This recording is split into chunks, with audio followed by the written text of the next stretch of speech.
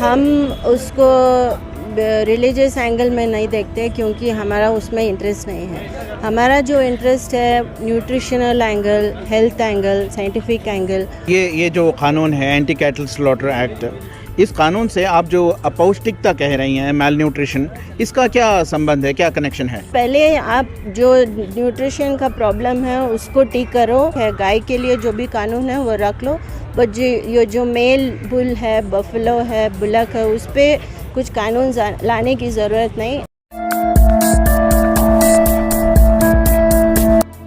गुज़िश्ता साल भारतीय जनता पार्टी की बरसर इक़्तिदार हुकूमत की जानिब से अपोजिशन की सख्त इख्तिलाफ के बावजूद एंटी काऊ स्लॉटर एक्ट को पास कर दिया गया।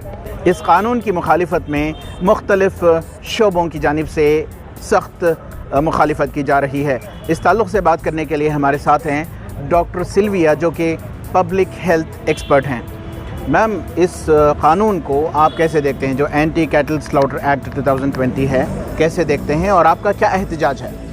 अब ये जो कानून लाए हैं गवर्नमेंट ने, हम उसको रिलीजियस एंगल में नहीं देखते क्योंकि हमारा उसमें इंटरेस्ट नहीं है। हमारा जो इंटरेस्ट है nutritional angle, health angle, scientific angle और कल्चरल राइट्स के एंगल में हम देखते हैं। तो उस एंगल में देखें तो उसमें कोई लॉजिक नहीं दिख रहा है, क्योंकि अब कर्नाटका में देखें तो बहुत सारे कोविड के पहले ही बहुत अपौष्टिकता था। बहुत बच्चे जो जितना हाइट होना चाहिए, जितना वेट होना चाहिए वो नहीं हो रहा था, और एनीमिया, खून कम था, और विटामिन ए, वो सब डेफिशिएंसीज है, बहुत न्यूट्रिशनल का प्रॉब्लम्स है।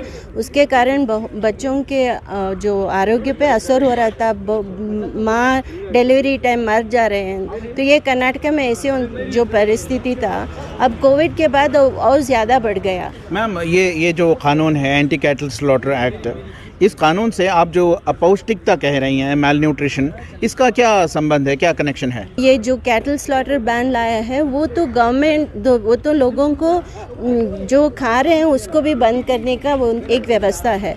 अब बीफ बहुत लोग खाते हैं, दलित खाते हैं, मुस्लिम खाते हैं, क्रिश्चियंस खाते हैं और लोगों भी खाते हैं। अब अगर बेंगलोर में सिद्दीकी या फानूस या कुछ बीफ दुकान गए तो बहुत लोग खाते हैं क्योंकि ये बेंगलोर का कल्चर है।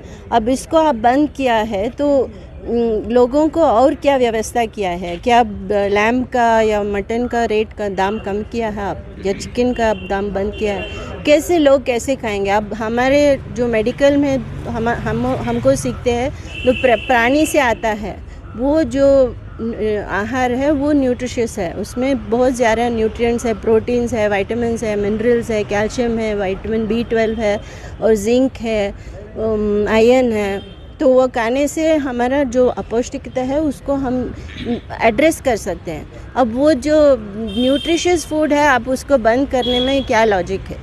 मैम, ये जो न्यूट्रिशन के आपने एक ये लिखा है कि बीफ में ये न्यूट्रिशन है, ये न्यूट्रिशन टेबल क्या है? ये USDA का जो सोर्स आपने फर्निश किया है, ये क्या है? ये तो हम हर जो आहार है उसमें देखते हैं कि इतना न्यूट्रिशन वैल्यू क्या है। अब अगर आप देखें चावल को लिए तो चावल में काम करने के लिए ताकत आएगा, बट प्रोटीन ज़्यादा नहीं है, उसमें विटामिन्स नहीं है, उसमें मिनरल्स उतना नहीं है। तो सिर्फ चावल खाने से बच्चे ठीक से ग्रो नहीं होंगे, बट उसके साथ अगर हम ये जो पल्सेस बोलते हैं, दाल वगैरह पल्सेस, उसको मिलाते हैं तो थोड़ा न्यूट्रिशन वैल्यू ज़्यादा होता है। बट उसको हम दही, दूध, अंडा, मीट, मांस, लिवर, बीफ, वो सब मिलाए तो वो न्यूट्रिशन वैल्यू ज़्यादा होता है। तो बच्चे, हम सबको पता है, हम सबके घर में बच्चे हैं, बच्चे 1 किलो 2 किलो नहीं खा सकते हैं। हम नहीं बोल सकते कि तुम 1 किलो चावल खाने से जितना न्यूट्रिशन चाहिए उतना मिलेगा।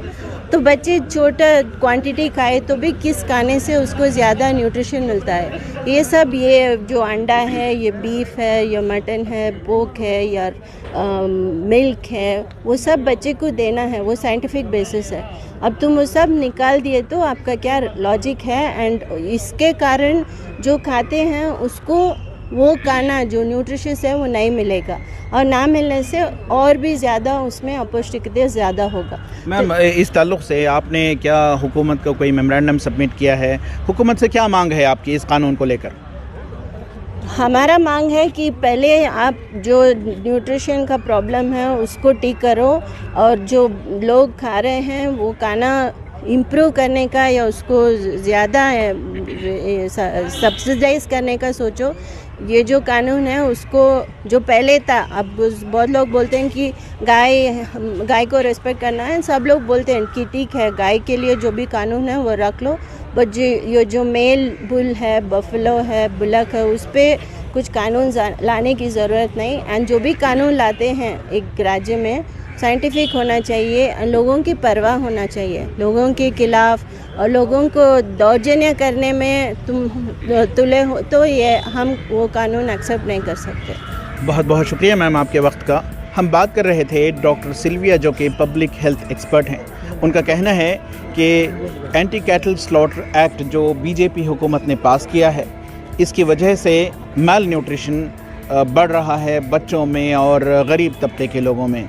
इसलिए उनकी मांग ये है कि जो 1964 में कानून बना था जिस पर गौकशी की पाबंदी पहले ही से थी, उस कानून ही का निफाज रहे, बल्कि 2020 में जो कंप्लीट ब्लैंकेट बैन लाया गया है, cattle slaughter, anti cattle slaughter बनाया गया है, उसको वापस ले।